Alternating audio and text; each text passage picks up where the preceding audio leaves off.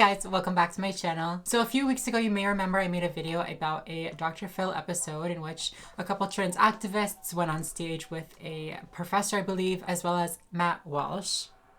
Yikes. And in this episode, we heard from a few different standpoints on gender pronouns and all this stuff. You can watch the video if you want. That's not what this video is going to be about. But while I was making that video and watching that Dr. Phil episode, I came across the idea of a theyby. Yes, you heard me correctly, not a baby, a theyby. Theyby, right? B-Y or B-I-E? I think it's B-Y because like baby is B-Y.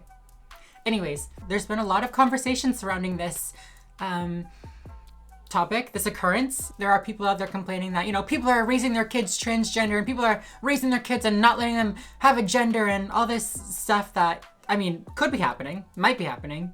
I don't think is happening. Things that are very just, misinformed, if you will. So yeah, in today's video, I want to talk a little bit about parents who raise their kids without a gender. I post new videos every week here on my channel, so if you guys are not yet subscribed, go ahead and do that right now. Go ahead. I'll wait for you. Go ahead. Go ahead. My hair's kind of wet right now. Sorry. Are you done? Thank you very much. And yeah, with no further ado, let's get right into this video, shall we?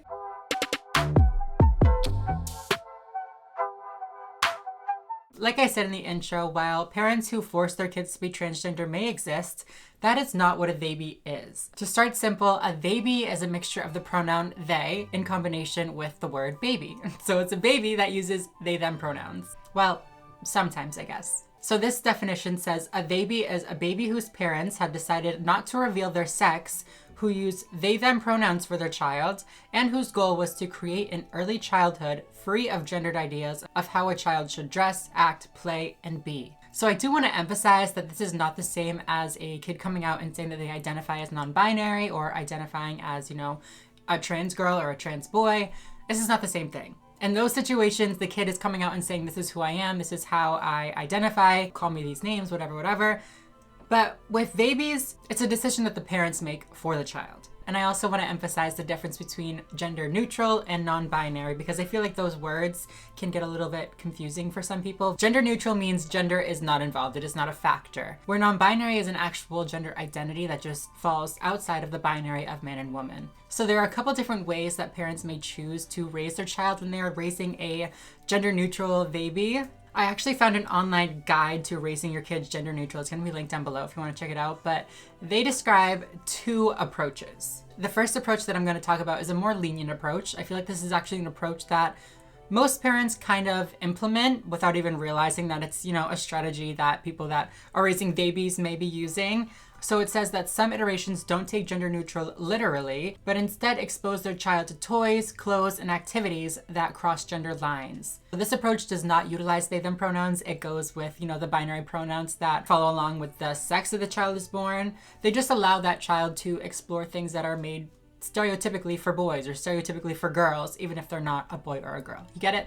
Some examples may include allowing a boy to play dress up and wear like princess dresses or, play with Barbie dolls, stuff like that. And for girls, it may include allowing them to play with trucks or, wear clothes that are more masculine appearing. They try to eliminate those rules and limitations that can be placed on a child based on their perceived gender. Like I said, the site also discusses a more strict approach. It says that a strict approach can keep the child's gender hidden from the outside world until they are ready to identify as male, female, non-binary, etc. The most famous example of this is a family covered by the Toronto Star in 2011 who wouldn't reveal the gender of their child.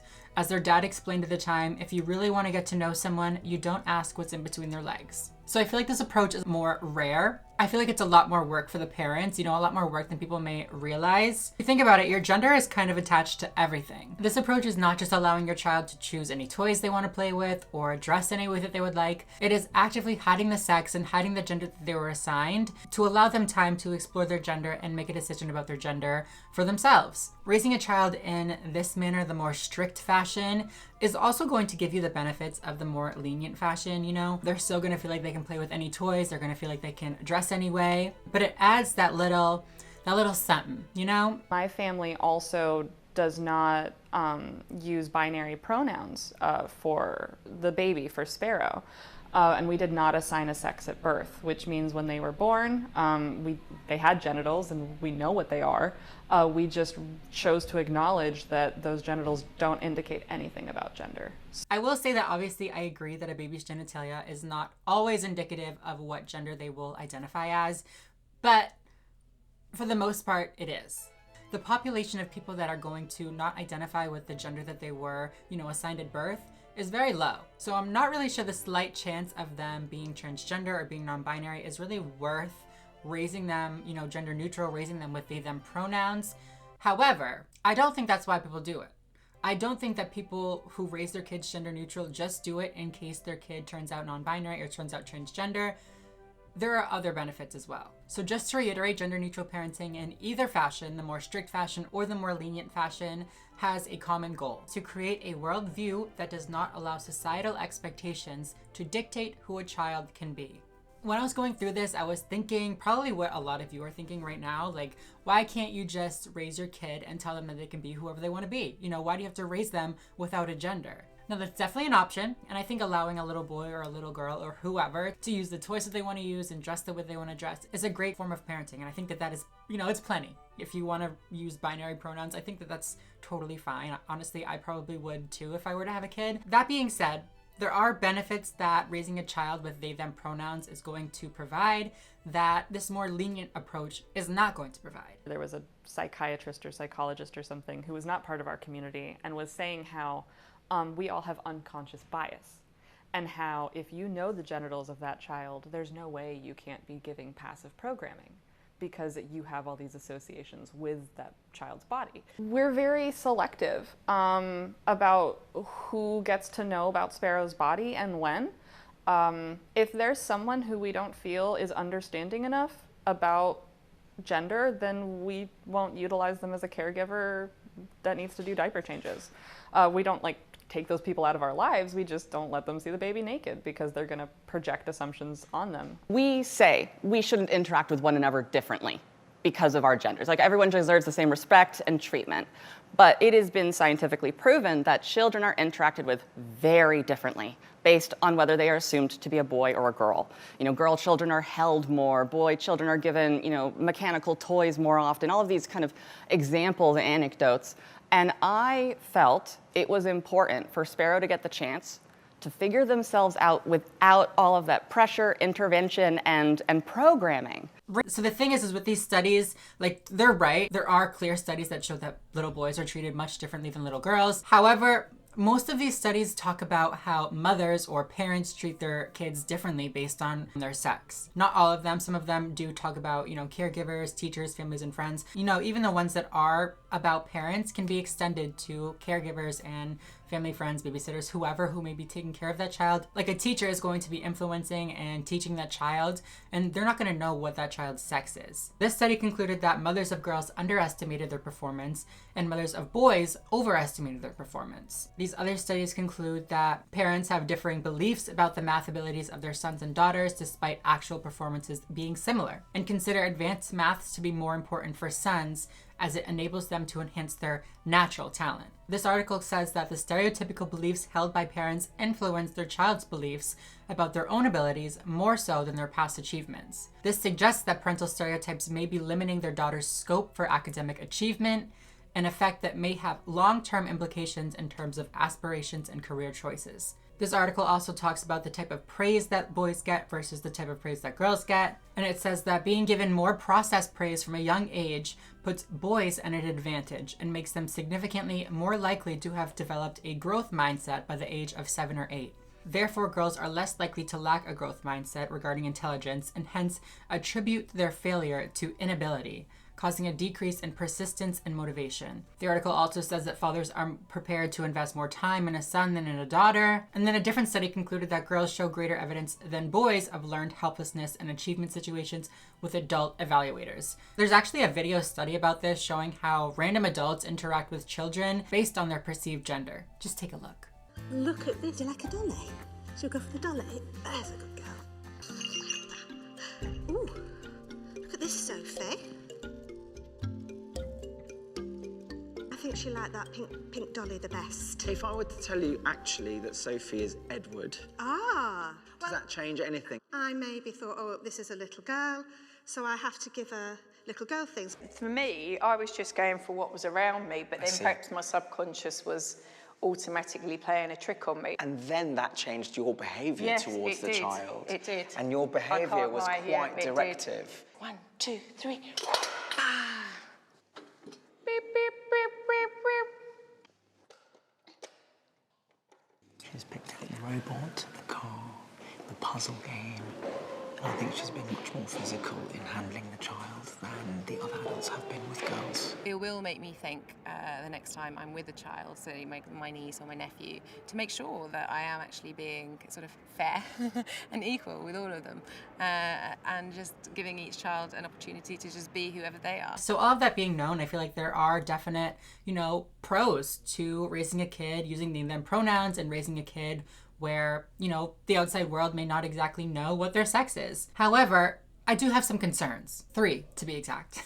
I kind of am just thinking through all of these, they're not solid concerns. I can be talked out of them, you know what I mean? But the first one is for birth certificates. One person that I saw in an interview is raising their child using they/them pronouns and actually marked an X or a gender neutral marker on their birth certificate for their sex. And I don't know if I like that. I understand that later in life, the marker on your birth certificate, as well as IDs and stuff like that, is more so an indication of your gender, not your sex. And I think it should be possible to change those gender markers when you realize that it doesn't really accurately represent who you are, especially for trans people, non-binary people, intersex people, whoever. However, for a baby, are we really talking about gender?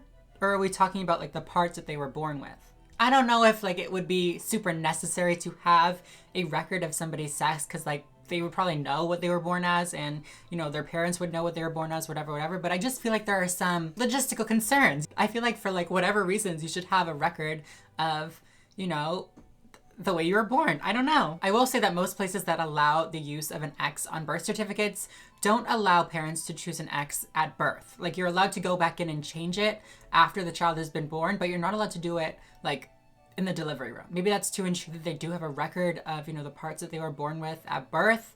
But I don't really know the reasoning, but I kind of like it. I kind of support it. Because even babies that use they/them pronouns, they have a sex. The parents know that they have a sex. They just choose to keep that secret so that it doesn't impact the way that child is raised or the way that child is treated. Whether that sex is going to align with a gender that they identify with later on in life, we don't know. But I don't know, I feel like for some reason I just feel like we need to have that record. There also may be some administrative issues with putting an X on a birth certificate. Not everywhere allows the use of an X or a gender neutral marker, while at the same time requiring that, your birth certificate or your IDs match the documents that you are providing them. So I could just see some issues there where your X doesn't line up with the M or F that you have to choose on some random form.